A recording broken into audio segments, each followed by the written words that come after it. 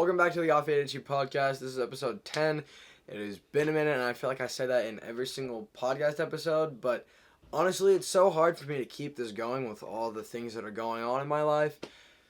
Even though it's kind of like therapy for me, it's just hard to prioritize time directly for it.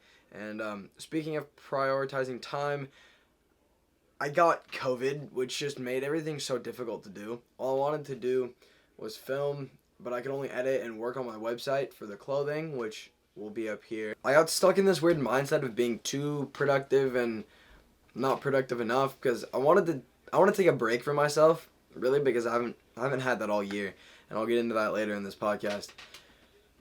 But I made that entire website in an hour and a half because one of my friends told me that the website wasn't working, so I didn't let myself sleep until it was done, and I feel like I'm always trying to be as productive as I can in every moment, and I know every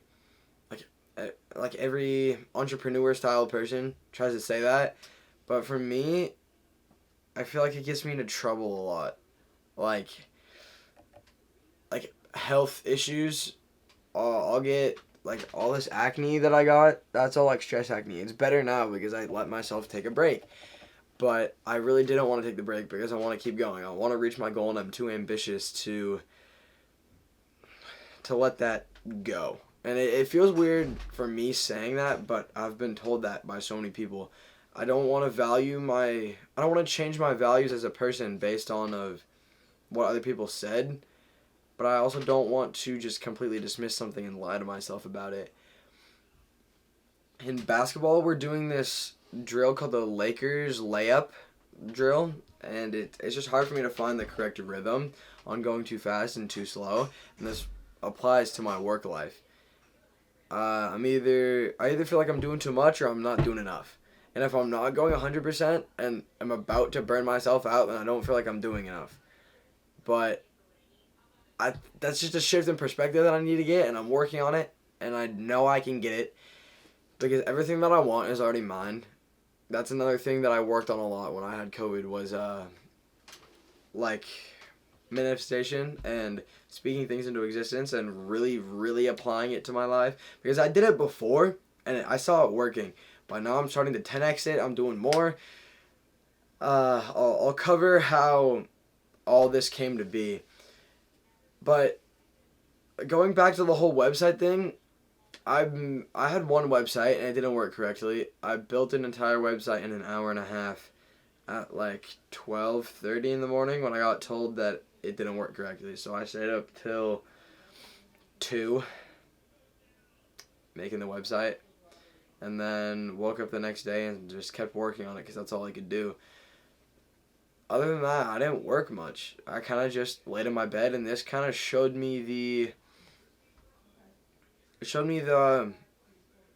aspect of life of I need to be content with every moment, because all I wanted to do was film and film and film, but I couldn't because I'm stuck in my house. So all I could do was edit and work on the website.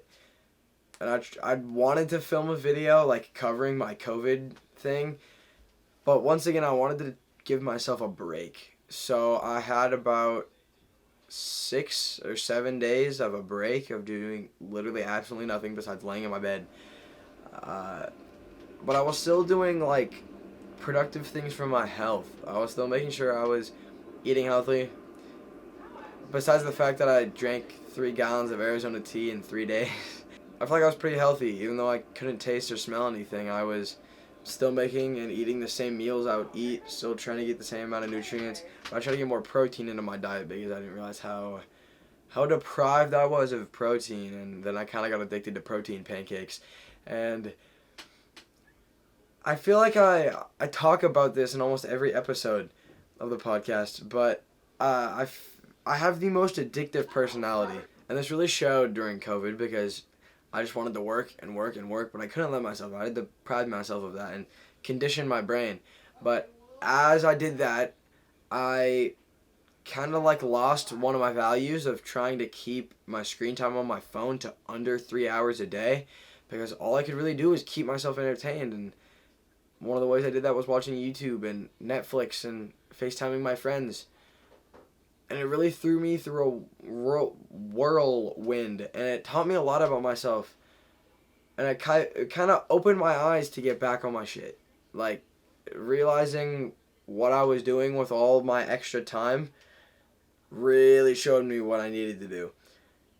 And I don't see another kid thinking the way that I think, but maybe that just means I'm special. I don't know. But I feel like I have so many goals and so many dreams that I have to get addicted to something. And one of those things is definitely music. I'm trying to condition myself to step away from music, but not like completely, but less than what I do and like how much I listen to in a day, because the number gets really, really high. Like, sometimes it can be up to like 6 hours in a day I'm listening to music. That's a lot of my day. Listen to it in class. And one of the things I use it for is to keep myself awake. And this showed me how sleep deprived I was too, because I was sleeping almost 12 hours a night when I had COVID. And this is another reason why I've like never tried anything. I've never tried alcohol, I've never tried weed, I've never tried nicotine. Because I feel like it's all a distraction from my end goal. And one of the biggest distractions is my phone. Like, literally. I don't want it to be, but it becomes that. I began to feel a little lost, but when writing like the rough script and layout, I came to the conclusion that it's ultimately okay to feel that way. It's okay to feel any emotion. But I became really content with the feeling of being lost. At the start of this year, I was very lost, and I'm going to cover that at the end. But I began accepting the feeling because it made me realize that something new is coming my way. And it's okay to feel lost. And I feel like you should fall in love with the feeling of being lost. And not necessarily in like the sad way of being lost, but like never settling for less than you want or what your expectations are. But that's not to say you shouldn't be grateful for what you have. Like, that's another thing that I taught myself a lot during this whole COVID thing, was how to be more grateful. Because I thought I was really grateful, but then seeing a lot of things fall apart around me and seeing a lot of the things around my friends fall apart really showed me that I need to be more grateful. And when you don't show your gratefulness, things get taken away. And I feel like that's a life lesson that a lot of older people can get behind, and the earlier you learn it in your life, the more you can apply it and the more things you can have. And it's all kind of up to me to figure out what this new section and piece of my life is going to be. But all that I do know about it is that I simply can't lose, and that's all on mindset. That's not even like, that's not meant for me to sound like I have a big ego, or like that's the way you have to attack your life, is that you can't lose. I feel like a lot of closed-minded people would say that that's kind of like egotistical, but the way I'm trying to put it out into the world is that you can't look at what a normal person would see as negative as a negative thing, because it's ultimately going to lead you where you're meant to be in your life. So a lot of people would say like getting broken up with or getting stood up on a date for like their grandma dying or their mother dying or their YouTube channel or their business not taking off as like a loss, or like one of their friends leaving them, or something in their life breaking, like their car breaking, their computer. And I've definitely been in that situation. But you have to have the mindset of that you can't lose. It just means that something else is coming your way, and you were probably ungrateful for that thing. It got taken away from you. You have to have the mindset that there is no such thing as a loss, and it's just meant to teach you a lesson and get you further. I'm going to get into the point of this podcast where I talk about my past and how I'm going to move forward, and some things about like brain patterns. This is going to be a very heartfelt section of the podcast from Mr. Matt. I feel like it's very difficult for me to open up, so I'm going to get directly into it because I can't beat around the bush. I understand that I've grown a lot this year, but I feel like I saw success coming and I got too comfortable in my situation. So if you look back at the start of this podcast, the first vlogs of season 5, which it's crazy to me that we're on like episode like 53 of the vlogs. It kind of makes me sad that we're not further in the podcast, but the only thing I can do about that is film more podcasts, create more things, work harder, get closer to my dream. But if you look at the start of this podcast, the start of the vlogs, you can see how like abundantly happy I am. And that wasn't necessarily like a lie or a character for the camera. That was kind of just like a distraction from what my mind was. And I made my work my distraction. I made the podcast my distraction. I made the vlogs my distraction. I made hanging out with my friends and filming the vlogs and the podcast a distraction from what my life actually was. I felt like I got too comfortable in my situation, and I didn't keep getting better and better as fast, because if you see the quality of what my videos, like each video was better and better until I'd say around vlog 30 something, like during the summer, because I got too comfortable in the situation. But that's not to say I wasn't getting better in other aspects of my life. I was just getting slower in the aspect of vlogs and creating, because I was so focused on bettering myself, bettering the people around me, and just trying to create the best thing for everyone. So, I mean, in a way, I'm making my videos better, but it's just it's a different type of work. For example, I started learning about self-exploration and started applying that into different social situations. And during this time, I learned how much time I was spending on my phone. And I stepped away from it. My screen time was probably 2 hours a day. And I was working so hard at this point that I was really only ever on Snapchat when I was in the shower. And everyone was worried about me because they thought I was always in the shower because of how often I was on Snapchat before. The start of this year, and the end of last year and the start of this year were very difficult, as I once said. I got dumped. And this person was my life. Like, it wasn't motivation to my life. This person was a huge, huge piece of my life. And I would talk to them all the time on my phone. And I slowly became addicted to my phone in this time. And I never talked about it in the video. And I still worked pretty hard on the videos. And I'd still go out and film, still go out and take pictures. And this is where I kind of discovered in myself that I felt like I had high-functioning anxiety. But I don't want to self-diagnose myself with that. I get to these points of anxiety to where I just have to work to get it out. I have to go play basketball, go work out, go edit a video, whatever it is.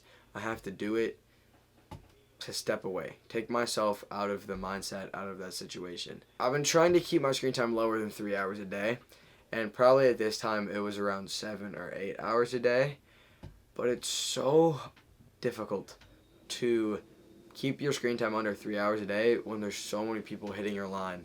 And I know a lot of people say like, oh, Matt's phone is dry, and I hate that description of things, saying that your phone is dry because people aren't hitting you up. That's not meant to be like a flex. I really don't want it to be a flex, because it really showed me like the abundance of people that can be around you at all times. And I live in like this random ass small town in the middle of nowhere. But it really showed me where I need to take my life and the direction I need to go.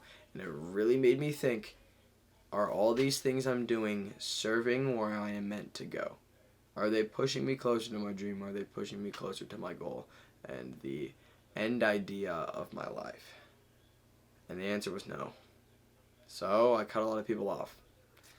But just as I cut people off, more people came in.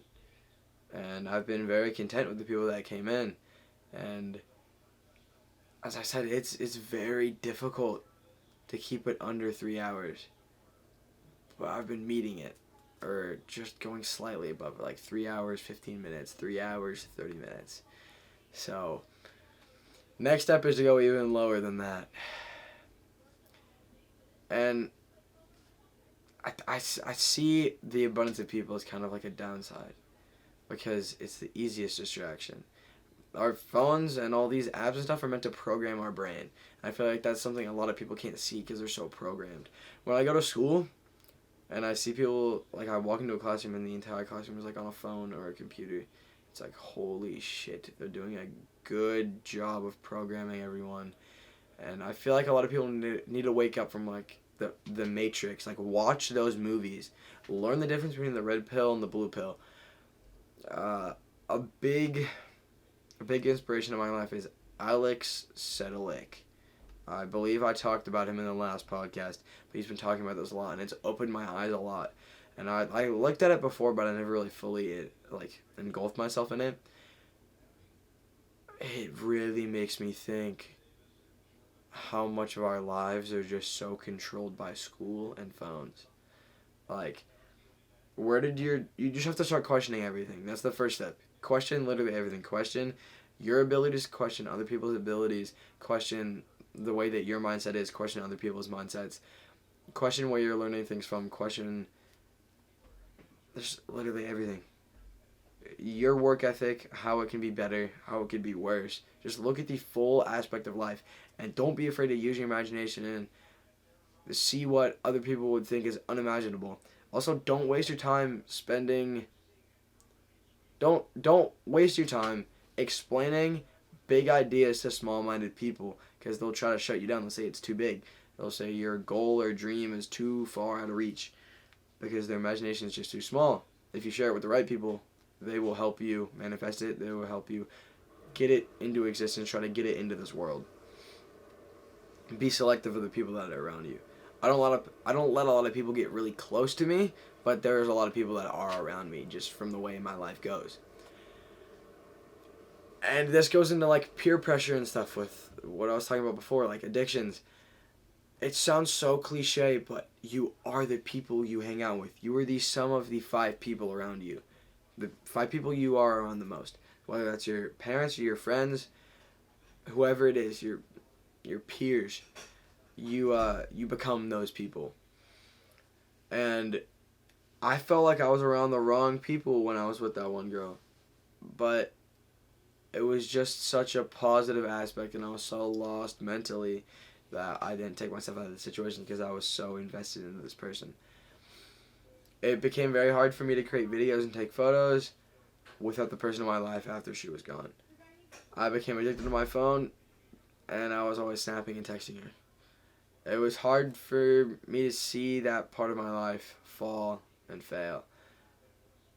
I was so off, and me and her were so off and on that it made it to a point where it just felt normal to be like that. So when that went away, it was so hard to like fully face it. So I hid it in every single video. I feel like that's where I kind of created my online personality. And that's not to say it wasn't like a lie or a fake persona. It was definitely very real of what my life was, but just in a different mindset, in a different space. But it wasn't necessarily like the real me. It was like I don't know if alter ego is the right word. Altered mindset. When I got behind the camera, it was different. But I wouldn't say it was like fake, because I could also be that person anytime I wanted, even if I didn't have a camera around me. I remember how hard it was for me to film, to the point where I started just making edits of my old clips. And I would start filming a lot more things other than vlogs and like my daily life. And I remember this very specific clip when I was editing, and I was just bawling my eyes out. I'll play the clip right now as I'm talking. When I was editing that clip of the drawing into the animation of Daniel, it was so hard for me to do, but I knew I couldn't give up despite how bad I wanted to. This really helps my personality come out in a different way. And I still hide a lot of my life, because this Jack Harlow video opened up my eyes to it, and I'm very glad I didn't let my full personality come out. I walk out this door, someone might immediately recognize me and want something from me. It's one of the reasons I have reservations about doing this with y'all. I don't want you to know what my 24 hours are like. I don't want you to see the inside of my room. I don't want you to see. I want that for me. I don't want you to know who I'm dating. I don't want you to know this and that. I want something for me. Because if you do enough, they'll take it all from you.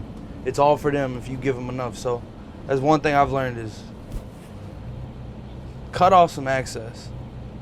But with that being said, I'm excited to be here. It really opened my eyes to when you have your full life out there, you will see a lot of people try to take it away from you. And if you let them take it away and you share your entire life, your life will soon become nothing and you will have nothing to give because there will be no value.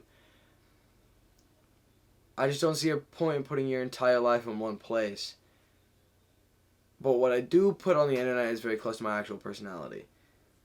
I'll usually have my camera with me, I'll be filming a lot, but not everything ends up in the full edit. Because there's some things that just can't, there's some things that won't make sense, there's some things that just aren't appropriate for whatever type of video it is. It may end up in a video done video because that's where it's appropriate. It's a very random, fast-paced video.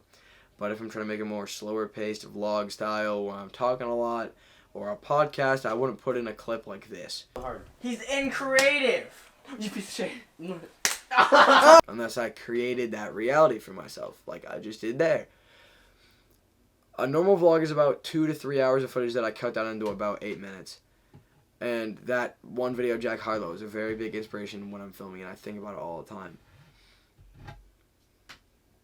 So, what I wanted to show you guys is the life I created. And I want you to apply these things that you've listened to me talk about in this video into your life and start. The most valuable thing in my life at the moment is journaling. And it sounds so weird when I say it, like out loud, and I hear myself say it. I've said it in, like, I've tried to film this podcast multiple different times, and it's happened. I've tried to film this multiple times in the past few weeks, so I've heard myself say it a lot. But the most valuable thing is to start writing things down in a journal, physically writing it with a pen, not a pencil, because if it's a pencil, you can erase it, you can erase the mistake. You will remember it more if it's on a piece of paper, especially if it's in pen, because it's permanent. You can't erase that thought away, even if you mess up like a spelling on something, just scribble it out. That's what you can do. And then write it again, and it will show your thought patterns, and you will learn about yourself so much faster. I started writing things down in my journal about 3 months ago, 2.5, 3 months ago, and it's really, really changed my mindset. Yeah, that'll be it for today's podcast. Thank you so much. It was a shorter one. Next one will be longer. I'll hopefully have guests because I really miss having guests on here. Remember, seek positive. I love you guys. Peace out.